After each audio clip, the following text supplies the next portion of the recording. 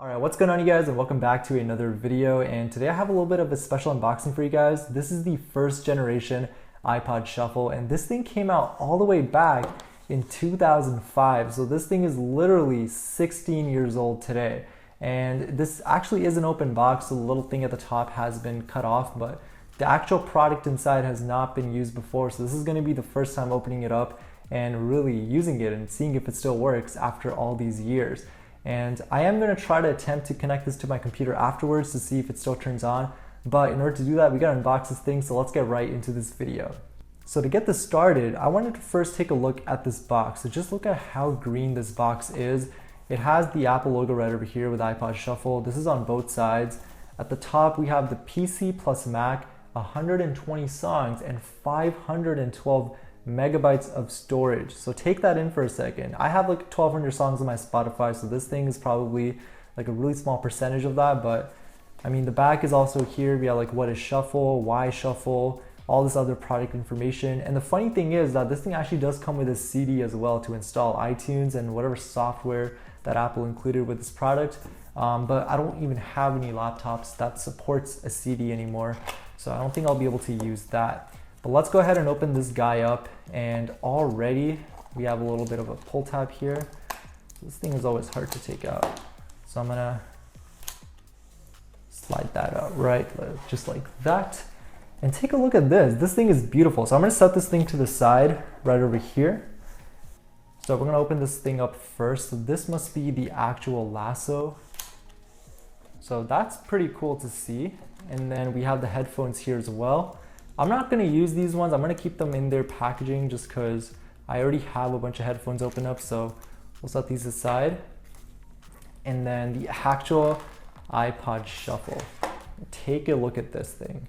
It is so small, but comparable to how smaller they've become over the years, this thing is actually pretty big. I mean, it's very tall, but it's not that wide. So I'm gonna peel this off in just a second, but I'm gonna set this aside. And I'm going to show you guys what is actually in this little envelope right over here, because we don't get to see these things very often. So I wanted to show you guys if I can actually open this up. So this thing is like, it honestly is kind of stuck. I don't know what's holding it together. It feels like it's some sort of glue. Oh boy, that does not sound good, but we're going to do it for the video.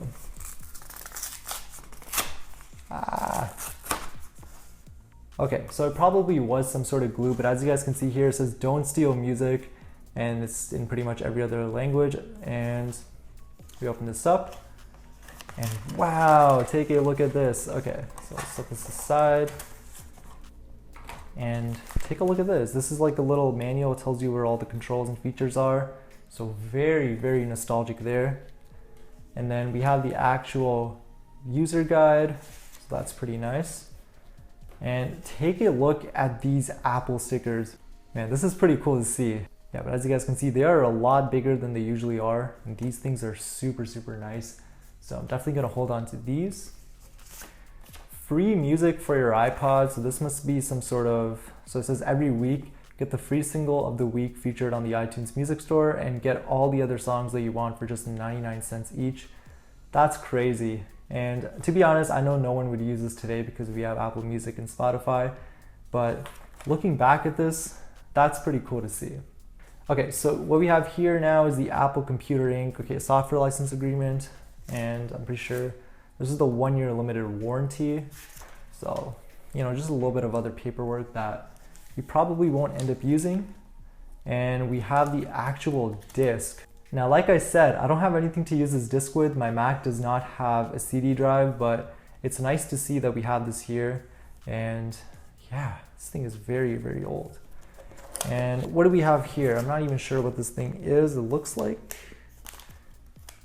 to be honest, I'm not sure what this thing is. I will honestly have to search this up. Does this go on the back of this? I'm honestly not sure.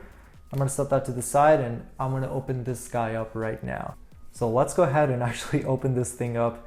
Man, I feel like this thing is like 16 years old. We're opening it so many years later.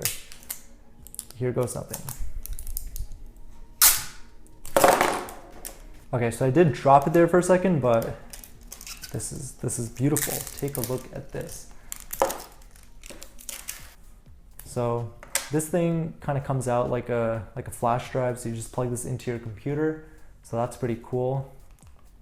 We have all of our music buttons here, and then I think this is the battery indicator, so I don't think that's going to do anything because it's been stored for so many years.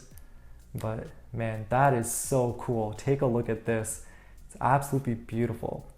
So and here too, I mean, we have a little bit of a sign here. It says 512 megabytes. That might be really hard to see on the camera, but it is there, and that's really cool to see. Let's see if we can attach this actual lasso to it and see how this thing works. So I'm pretty sure what you got to do is you got to take off this little plastic thing here, and all you have to do now is pretty much replace the cap of the USB with this little thing right over here. And there you go. Now we have a little lasso, so we can, you know, put this on ourselves if we want. This looks like one of those things that you see at the Apple store when the people are wearing their name tags, but except it's not a name tag, it's an actual iPod shuffle. But man, take a look at this. This is so nostalgic. This is super, super cool. So let's go ahead and see if this thing still turns on after 16 years. We're gonna go back to our computer and see if this thing works. So we are back, and I actually did end up trying to see if this thing would connect on my computer, and to my surprise, it actually did end up working, but there are a couple problems. So basically, this thing can't hold a charge at all. Every time I unplug it from the computer, it just does not hold a single percentage of charge. So my idea is I'm gonna leave this plugged into my computer all night. We're gonna get back to this tomorrow and see if I can actually listen to music, and I'll be sure to update you guys on this video as well. But for now, I just wanted to show you guys that this thing was literally recognized by my computer 16 years later. And it did take a couple tries. So at first, I tried it on my virtual machine where I run Windows 7, and I have an old version of iTunes on there. But then I actually ended up updating the software on it through macOS Big Sur. And that actually does not make it recognizable by Windows 7 anymore for some odd reason. I think the software is just too new, or maybe there's something wrong with the files itself. So I'll definitely have to look into that in my free time. But the fact that this thing was literally recognized by my computer 16 years after coming out is just mind-blowing. This little thing is just, it's insane. I hope you guys enjoyed this video. I'll be sure to update you guys on whether or not this thing still works. Be sure to stay tuned on my Instagram and Twitter accounts at itsiclassic, and I'll see you guys on the next video.